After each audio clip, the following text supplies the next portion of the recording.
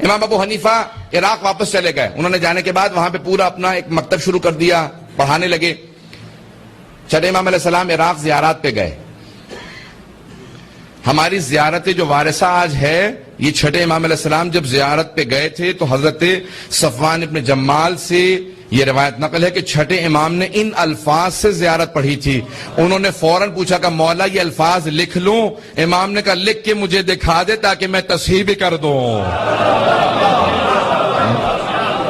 الفاظ آگے پیچھے نہ کرنا, صرف معصوم سمجھتا ہے دوسرے معصوم کو مخاطب کیسے کرنا. پتہ نہیں توجہ ہے یا نہیں ہے. پھر امام نے زیارت عاشورہ لکھوائی, دعائے علقمہ لکھوائی. یہ ساری جناب صفوان جمال سے زیارات ہیں. سب کی توجہ ہو میرے ساتھ. حضرت صفوان جمال کہتے ہیں امام آئے, امام نے باقاعدہ زیارات کا بتایا, کون سی زیارت کہاں پہ ہے, کس مقام پہ کس طرح سے بیٹھنا, کہاں پہ کون سی نماز پڑھنی ہے. توجہ ہے. پھر حضرت صفوان کہتے ہیں امام میرے ساتھ کوفے گئے, مسجد کوفہ میں آپ مقام امام صادق علیہ السلام موجود ہے.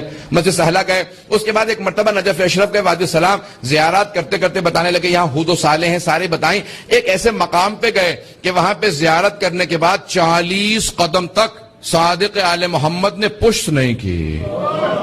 نہیں کہا اپنی پشت نہیں کی, الٹے قدم چلتے رہے.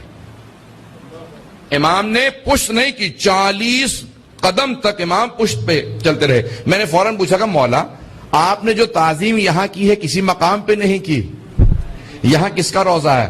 کہا کہ صفوان اعلان نہ کرنا, یہاں ہمارے جد امجد علی ابن ابی طالب کا روضہ ہے.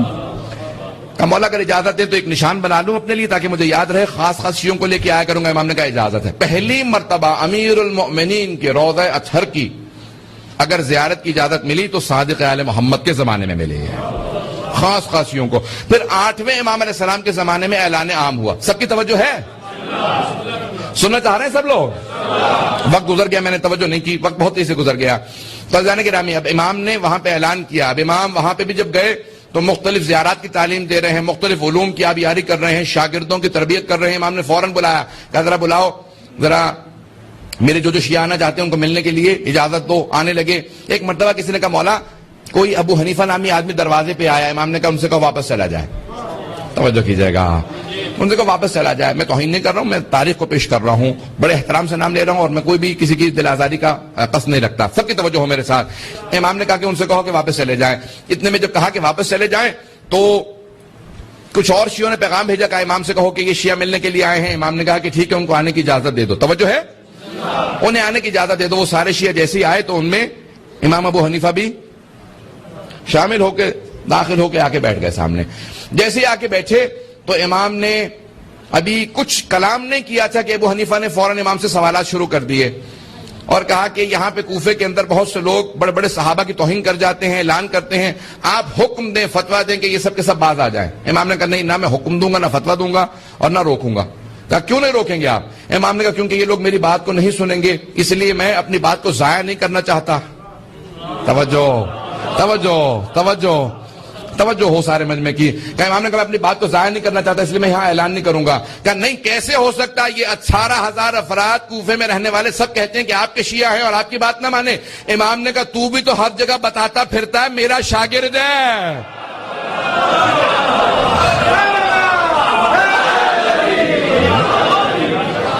تو ہر جگہ بتاتا پھرتا میرا شاگرد ہے, میرا ماننے والا ہے, کیا تو میری بات کو مانتا ہے؟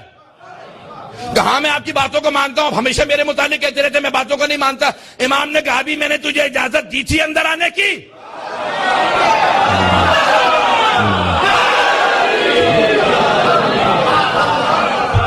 یا ابھی میں نے اجازت دی تھی کہ نہیں آپ نے اجازت نہیں دی. امام نے کہا تو بغیر اجازت کے آیا نا, بغیر اجازت کے تو نے سوال کیا. میں اپنے انداز سے پیش کر رہا ہوں. امام کے کلام کو جب پیش کرتا ہوں جذبات ویسے ہی بلند ہو جاتے ہیں.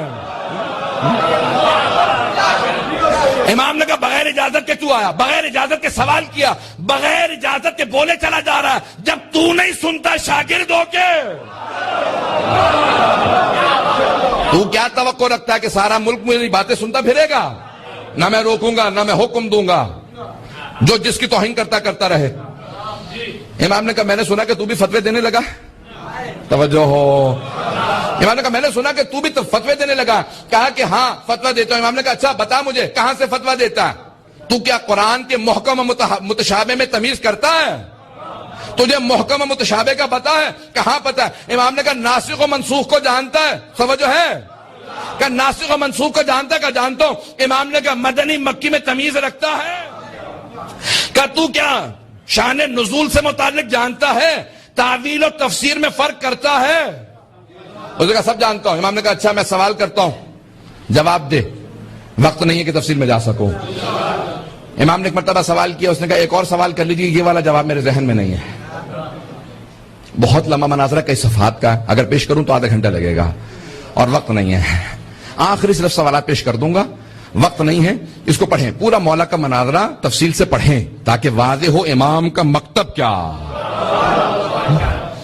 امام نے کہا بتا یہ آیات، ان آیات کا جواب دے۔ اس نے کہا نہیں جانتا۔ ایک اور سوال کر لیں۔ امام نے دوسرا سوال کیا قرآن کی آیات سے، کہا نہیں جانتا۔ تیسرا سوال کیا، کہا نہیں جانتا۔ امام نے 5 سوال کیے، کہا نہیں میں قرآن اتنا نہیں جانتا۔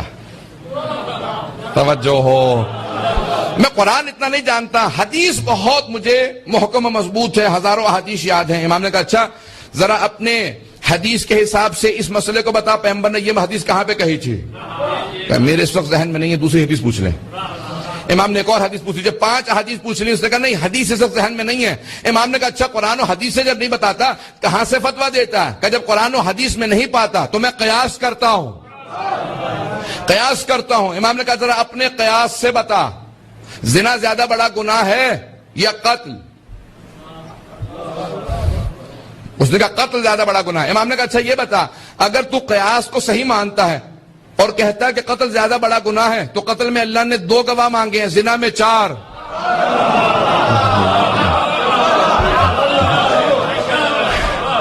اگر قیاس صحیح ہے، تو کہتا ہے قیاس کے حساب سے جواب دیتا ہے، تو ذرا قیاس کے حساب سے بتا، ابھی تو نے کہا ہے کہ قتل زیادہ بڑا گناہ ہے، وہاں 2 گواہ، زنا میں 4، کیوں؟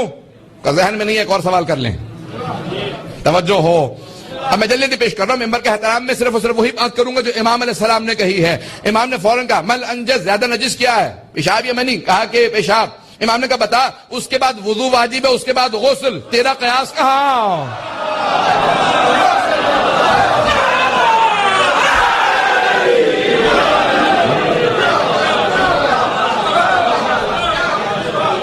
امام نے قیاس سے متعلق اتنے سوالات کیے۔ امام نے کہا بتا اپنے قیاس کے حساب سے، قرآن و سنت کو نہ دیکھنا، قیاس کے حساب سے ذرا بتا نماز افضل ہے یا روزہ؟ اس نے کہا نماز افضل ہے، اس میں کوئی دو رائے نہیں ہے۔ امام نے کہا اپنے قیاس کے حساب سے بتا، خاص ایام میں مستورات کی نمازیں ساقط، روزے کی پھر بھی قضا واجب۔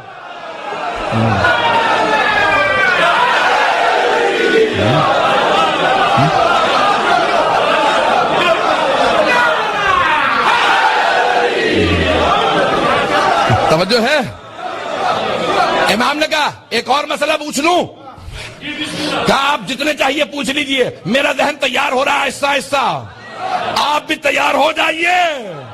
ایک مرتبہ امام نے کہا اچھا تو کہتا ہے نا شریعت کے اندر قرآن میں ہے اگر چور چوری کرے السارق والسارقۃ فاقطعوا ایدیہما، ہاتھ کاٹ دو چور کا، چاہے مرد ہو چاہے عورت، ہاتھ کاٹ دو۔ کہا کتنے درہم پہ؟ کہا کم از کم 50 درہم چرائے ہوں۔ شریعت محمدی میں حکم ہے، پیغمبر نے حکم دیا کم از کم 50 درہم چرائے ہوں تو ہاتھ کاٹ سکتے ہیں، جبکہ ہاتھ کاٹنے کا قصاص 500 ہے۔ ویسے کوئی ہاتھ کاٹ دے تو 500 درہم دینے پڑتے ہیں، غلطی میں کسی کا ہاتھ کاٹ دوں مجھے پھر بھی اس کا قصاص دینا پڑے گا 500 درہم، اور 50 درہم چرانے پہ ہاتھ کاٹ دیں۔ کیا بتا قیاس کے حساب سے شریعت نے ایسا حکم کیوں دیا؟ کہ ان میں سے کوئی مسئلہ ذہن میں نہیں ہے۔ امام نے کہا سن، میں کبھی تجھ سے سوال نہ کرتا اگر تو خود حماقت نہ کرتا میری بارگاہ میں آنے کے۔ تو چھپا پھرتا رہتا، جہاں مرضی فتوے دیتا رہتا، میں خاموش رہتا۔ جب تو آیا میری بارگاہ میں، تو نے جسارت کی سوال کیا، میں نے اس لیے سوالات کیے تاکہ سب پہ واضح کر دوں جعفر ابن محمد اور ابو حنیفہ شیر و شکر نہیں تھے، مسلک الگ الگ تھے، مشرب الگ الگ تھے۔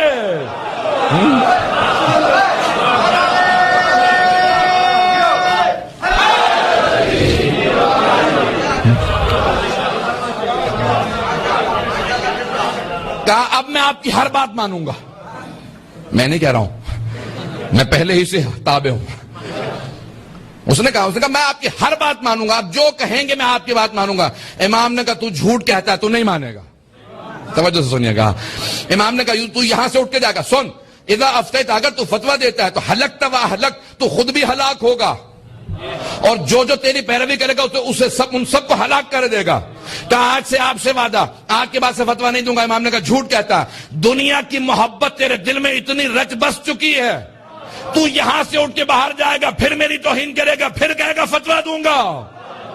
کیا نہیں؟ ایک مرتبہ اٹھ کے باہر گیا، سارے کہنے لگے مولا اتنی تنبیہ کی اثر ہوگا؟ امام نے کہا جو کہہ چکا وہ سامنے کہا، پیچھے سے نہیں. توجہ، میں نے پیچھے نہیں کہا، اس کے سامنے اس کے منہ پہ کہا میں جانتا ہوں یہی کچھ ہوگا. کیا ہوا؟ اسی مہینے اس نے کہا یہ بزرگ ہو چکے ہیں، ایسی ہی باتیں کرتے رہتے ہیں، ہمیشہ مجھے ڈانٹتے ہی رہتے ہیں. حضران گرامی، کبھی ایسا نہ ہو، امام کی ڈانٹ محبت کی ڈانٹ ہوتی ہے. کہیں ایسا نہ ہو کہ انسان امام علیہ السلام کا بوجھ اپنے دل میں رکھ لے، نفرت رکھ لے. جتنے مکتب ہیں وہ اپنی دوبارہ اصلاح کریں کہ ہم آیا آل محمد کے تابع دار ہیں یا نہیں. پتہ نہیں بات واضح ہو رہی ہے یا نہیں ہو رہی.